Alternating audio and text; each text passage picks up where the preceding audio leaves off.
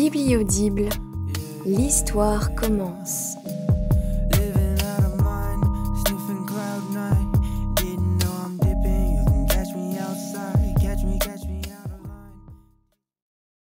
Quand le corps apparaît à la surface, inerte, contre la coque du voilier, personne ne crie. Aucun d'entre nous. Comme si ça n'arrivait pas jusqu'à nos consciences. Comme si, en ne réagissant pas, on pouvait annuler la réalité du fait. C'est un cadavre qui remonte. Le cadavre de notre ami, pour être précise. On ne peut pas se tromper.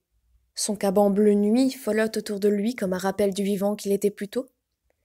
L'eau clapote, calme, de chaque côté du voilier, impulsant un petit mouvement contradictoire qui rend le pont mobile.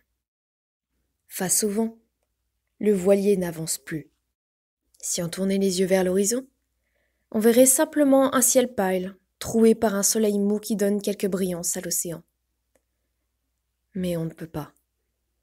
On reste accroché à ce corps qui flotte, ce corps qu'on connaît bien, que je connais encore mieux que tous les autres. C'est Élise qui réagit en premier. Il faut le sortir de l'eau. Alors, comme si sa voix avait réenclenché un mécanisme coincé, on bouge à nouveau. Sam lance le moteur pour coller l'arrière du bateau au plus près du corps. Victor et Élise ne me regardent pas. Je ne les regarde pas non plus, je le sens.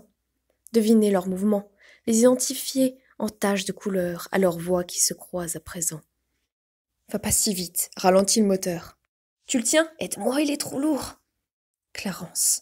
Je répète son prénom comme une conne. Clarence, Clarence, Clarence. Pas trop fort. Juste pour entendre le son de ma propre voix. Comme si je le sermonnais d'être allé nager si loin. Comme s'il était vraiment parti nager trop loin avec son caban sur le dos, toutes ses fringues et ses pompes en prime. Victor et Sam le hissent sur le plat-bord avec difficulté. Ses habits gorgés d'eau l'ont alourdi. Ils sont agenouillés autour de lui, reprennent leur souffle, osent à peine regarder ses yeux fixes et son visage un peu bleu. Élise a collé sa main sur sa bouche et elle hoquette, mais c'est pas du chagrin, je vois bien qu'elle a des petits spasmes de nausée. Du coup, je suis la première à repérer le sang qui coule sous sa tête. Sam s'en rend compte lui aussi. Et il tire délicatement le corps de son ami jusqu'à le retourner et découvrir la plaie à l'arrière de son crâne. Élise écarquille les yeux sur la nuque rouge et les chairs tuméfiées, se met à vomir par-dessus bord. Étrangement, la première chose que fait Victor, c'est se précipiter dans le carré, peut-être pour y trouver de quoi soigner Clarence en dépit de toute logique. Il y a des gens qui ont besoin de ça, je sais pas, remuer, chercher une solution aux situations qui n'en ont pas. On le laisse faire. On ne bouge pas. Il bouge pour nous tous. Il fait le tour du voilier, on l'entend fouiller à l'intérieur, jusque dans les tiroirs sous les banquettes.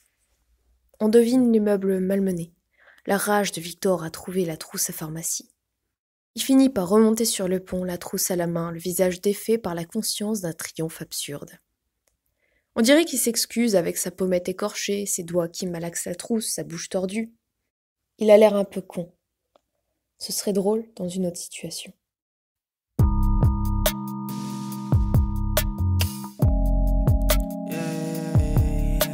Plein gris, de Marion Brunet. Disponible dès maintenant en prêt à la médiathèque de Forbach.